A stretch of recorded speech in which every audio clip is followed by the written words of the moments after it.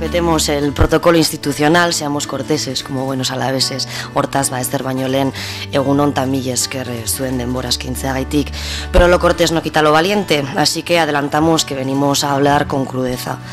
Alabedi suelta la olla da, Araba izpidea kantoia, desde el abismo, o no será, a todo gas, irukortzea edota alaibedi da. Alabedi muñoko hotxak da, alabidio da. Euskaraz gara, gaztelaniaz, galegoz, katalanez eta ingelesez gara. Nahi duen edonorren etxea eta bozgorailua gara. Kolektibo bat gara, eta bai noski, Alabedi irrati bat bada ere. Alabedi bat. Alabedi bi. Alabedi ugari daude, gara. Alabediko eunkideak eta 600 alabelarriak dira Alabedi horiek guztiak posible egiten dituztenak, alegia proiektu komunikatibo libre eta herritar bat ahalbidetzen dutenak. Gaur egun, herritarren parte hartzea modu demokratikoan bermatzen duen Arabako irrati bakarra delarik gurea. Ilusioa daukagu, 34 urteko esperientzia kolektiboa, eragiteko eta hobetzen jarraitzeko gogoa, baina lizentzia falta zaigu.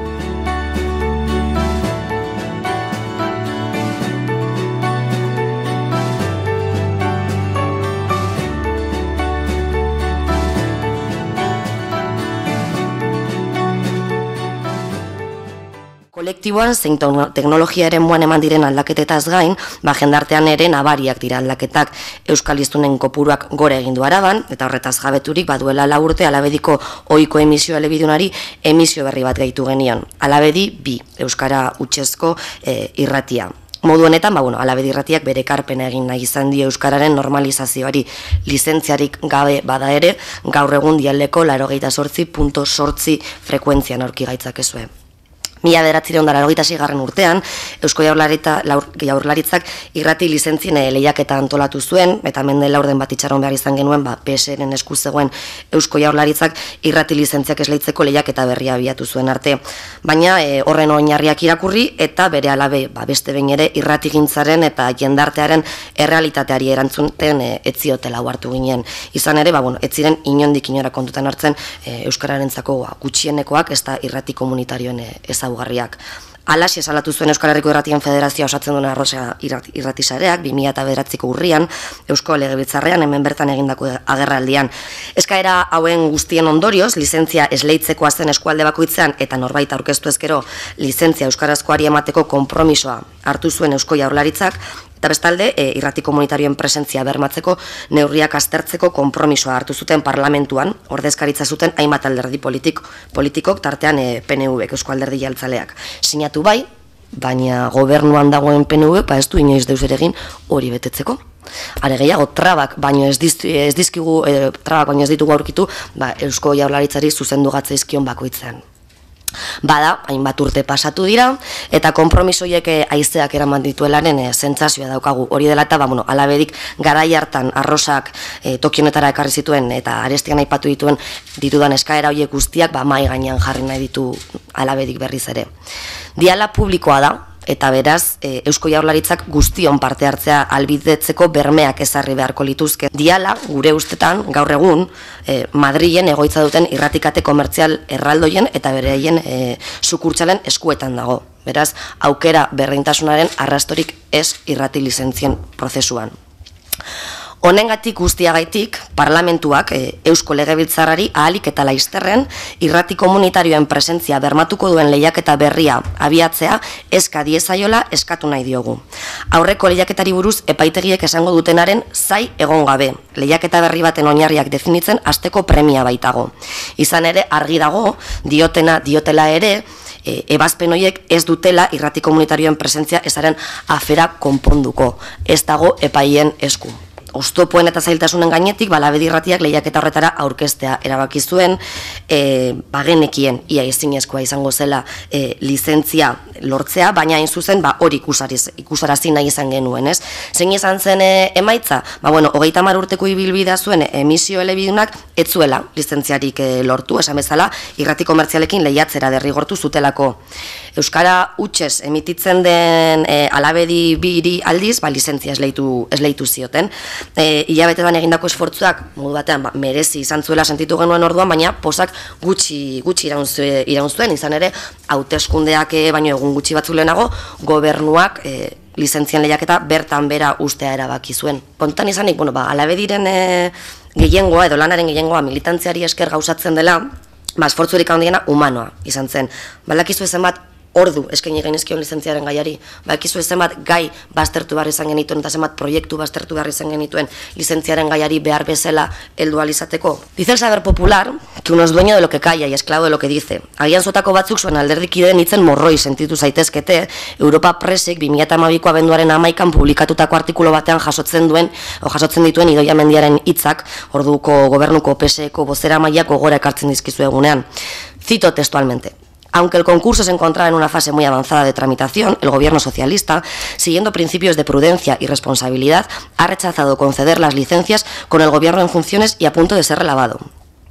Gure buruari galdetzen diogu, ea gaur egun PSE ordezkatzen duzuen lagunek uste duzuen arduratsua dela irratioi dirua eta denbora galduarazi izana. Are gehiago, Idoia Mendiak berak honakoa esaten zuenean. La convocatoria se ha realizado con el margen de tiempo suficiente, pero los retrasos de baremación y valoración de las propuestas presentadas, realizada por una empresa externa, han dilatado el proceso. Ari honetatik tiraka, enpresa externa, agaros, oso gauza bitxiak aurkitu ditugu irrati lizentzien espedientea aztertu dugunean. Instituzio publiko baten, bilera baten aktan, filtrazioak eman direla jasotzen da. Ikerketarik abiatu da? Bagudakigunez, ez. Idoia Mendiak gauza gehiago esan zituen, besteak beste, el gobierno de Patxi López se ha caracterizado por su apuesta por la transparencia informativa y por el rigor de los procedimientos de contratación. Alabediko kidoi zalantza bat sortzen zaigu honen aria. Idoia Mendiak transparentziaz solasten zuenean, informazioaren filtrazioa gogoan izango ote zuen. Ze hori gertatu zen eta dokumentu publikoetan jasota dago. Baina hauek ez dira espedientan aurkitu ditugun irregularitate bakarrak. Informe de la Dirección de Medios, FM Acta 11, en el que se analiza la valoración del criterio del pluralismo, es decir, si las adjudicatarias propuestas tenían presencia previa. Como puede apreciarse, se trata de un criterio objetivo, que no admite margen de interpretación. Pues bien, la conclusión es sorprendente. La valoración de 7 de las licitadoras propuestas es incorrecta, es decir, se les asignan 10 o 20 puntos adicionales que no les corresponden directamente, como si no tuvieran presencia previa en la zona, aunque según se indica en el informe, las propias licitadoras, las propias radios, habían reconocido tener presencia previa.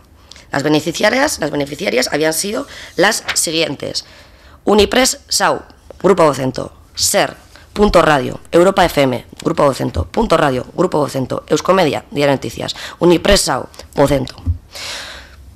Por otro lado, en el expediente se constata que Radio Estudio, con la que SER tiene acuerdos en virtud de los cuales emite programación, fue propuesta adjudicataria para 2 licencias, sin cumplir en el plan económico la puntuación mínima que exigían las bases. Se alude a esta cuestión en el acta del 4 de junio del 2015.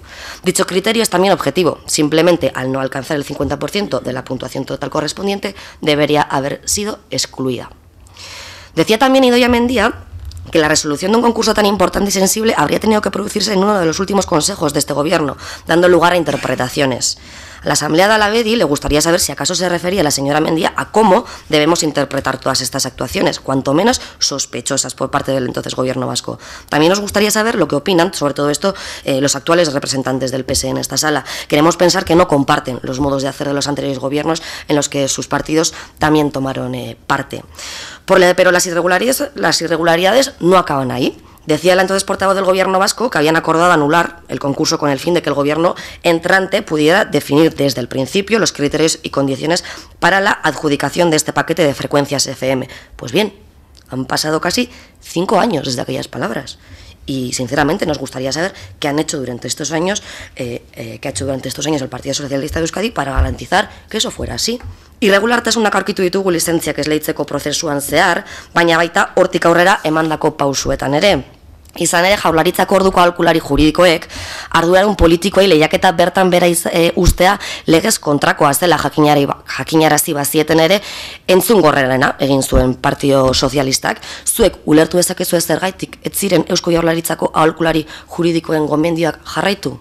Ziurtatzen dizuegu guri buru datuzkigun arrazoiak ez dutela orduko PSeren gobernua leku honean uzten. Kontuak kontu, lehiaketa bertan bera gelditu zen eta hauteskundeen ostean PNV iritsi zen gobernura, baina aurrekoen jarrera berdina mantendu zuen eta mantentzen du gaur egun ere. Hori dela eta irrati bakoitzak, irrati batzuk, epaitegian salaketa jarri zuten, lehiaketa bertan bera usteko erabakiaren kontra. Alabedik ez zuen alakorik egin, zergaitik eta diru faltagatik batetik eta energia gehiago xautzeko ezintasunagaitik bestetik. Uste genuen, gobernu berriak, zaharrak eragindako korapioa askatuko zuela. Usteak, erdi ustel. Eusko Jaurlaritzan dauden PNV-ko ordezkariek ez dute arazoa konpontzeko borondaterik. Duela hilabete batzuk, orduko sailburua zen Bujanda jaunarekin bildu ginen. Hitz politak, bere aldetik, gure egoerari konponbidea bilatu behar eta nahi ziotela, baina haien erabakiaren zai, asteak eta asteak eman ondoren, ezezko borobia jaso genuen beste behin ere. Baldakizu ezertan oinarritu zen ezezkoa? Bain zuzen, epaileak behin eta berriz legez kontrakoa joduten errenuntzian. Alegia, epaileek argi eta garbi esan dute lehiaketa bertan bera utzi izana legez kontrakoa izan zela, eta legitea jarri zuten irratiei lizentzia ematera derrigortu dute Eusko Jaurlaritza. Arestian azaldu dugu zergaitik alabedik ez zuen elegiterik jarri eta beraz, ez dago gure irratiari lizentzia ematera derrigortuko duen epailerik. Baina gauza bat argi dago, lehiaketa bertan bera utzi izana ilegala izan zen.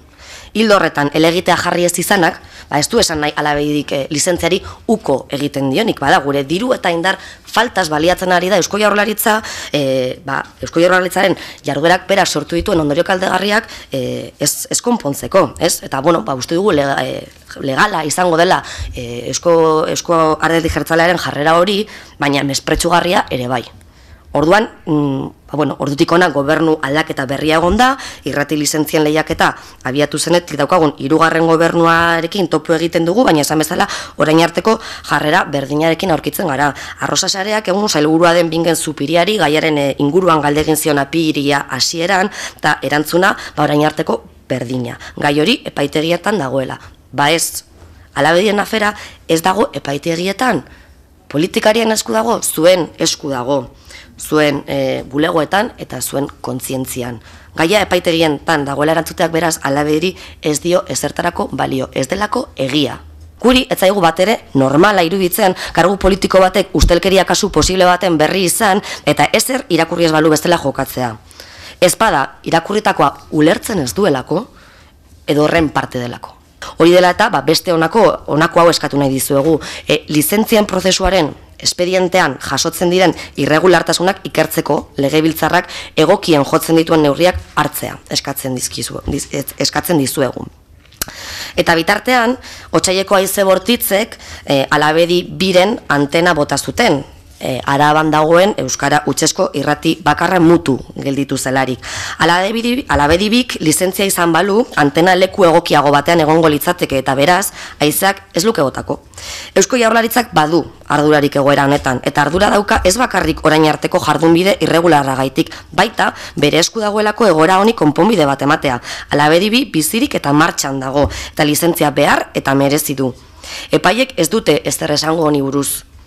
Eusko Jaurlaritzaren esku dago soka eskaini edo lepoan jartzea. Hace unos pocos meses, el asesor jurídico de la Dirección de Cultura sostiene la necesidad de retrotraer las actuaciones, corregir la lista de los adjudicatarios provisionales y adjudicar definitivamente a quien correspondiera. Es decir, existen todavía a día de hoy cauces administrativos legales para restablecer la legalidad, concediendo definitivamente a Alabedi la licencia que en su día se le asignó de manera provisional. Alabediko kideok ez dugu Eusko Jaurlaritzaren jokamoldea ulertzen. Nola da posible publikoa den dialeko frekuentziak banatzeko orduan irrati batzuk baztertzea? Nola da posible egun batetik bestera lehiaketa bertan bera utzi izana? Nola da posible Euskararen normalizazioaren alde daudela esan eta aldi berean Arabako Euskara Utsesko irrati bakarrari trabak bata besteren atzetik jartzen ibiltzea? Ze interes defendatzen dituzte PSek eta PNVek jokaera hoien atzean? Resumiendo, para lo único que le ha servido a Alabedi este concurso de licencias ha sido para perder tiempo, dinero y la fe en la transparencia de las decisiones que adopta el gobierno vasco. Nos disgustaron las bases, nos disgustó que después de todo el esfuerzo hecho se suspendiera el concurso y nos enfada mucho, muchísimo, que teniendo a día de hoy posibilidades legales para reconocer su mala gestión de todo lo referente al proceso de licencias, el gobierno vasco se niegue sistemáticamente a una solución dialogada de un problema que el propio gobierno ha generado y que no conforme con eso, además, se ha empeñado en dilatar en el tiempo, recurriendo en los juzgados lo que ya sabía de antemano que estaba perdido, porque sus propios asesores jurídicos se lo dijeron y los desoyeron. Ustedes pueden ayudar a la BEDI a que consiga su licencia. Lo que no tenemos claro es que algunos de sus compañeros y compañeras en el gobierno quieran. ¿Por qué? Pues eso deberán explicarlo ellos mismos. Los jueces les han dicho que la suspensión del concurso fue ilegal. Sus asesores jurídicos así se lo hicieron saber en su día y han seguido insistiendo en ello a lo largo de estos años hasta hace escasos meses. Ellos mismos les han recomendado aplicar las fórmulas existentes aún a día de hoy para otorgar la licencia a la BEDI. Solo nos queda pensar que tanto unos como otros no defienden el interés público, sino que protegen sus propios intereses partidistas. En sus manos está cambiar este pensamiento, en sus manos está obrar acorde a sus palabras. Sabemos que en política pues no está muy de moda la ética ni el cumplimiento de las promesas. Confiamos en que sea el actual Parlamento y el Gobierno, formado este último precisamente por los partidos políticos responsables principales de todas las actuaciones referentes al concurso de licencias de radio, quienes tengan la valentía de asumir sus errores y enmendarlos lo antes posible. Hori dela eta, parlamentuak Eusko Legebiltzarrari ahalik eta laizterren ala BEDI biri behinean esleitutako lizentzia behin betiko ematea eska diezaiola eskatu nahi dizuegu. Nosotras seguiremos en las ondas y en internet, en las calles, en las redes y si hace falta pues volveremos a tocar la puerta de las instituciones. Euskal Autonomia Erkidegoko instituzioek duzue arazo honi konponbidea emateko giltza. Guk giltzetakoak egin ditugu haizeak botatako antena zaharrarekin eta behar izan ezkero jakin berehala salgai egongo direla. Biltzen dugun diruarekin haizeak botazigun antena berria erosi nahiko genuke eta noski ordurako posible bada antena hori toki egoki batean jarri alizatea espero dugu. Ala BEDI, que así sea, eta eskerrik asko zuen arretagatik.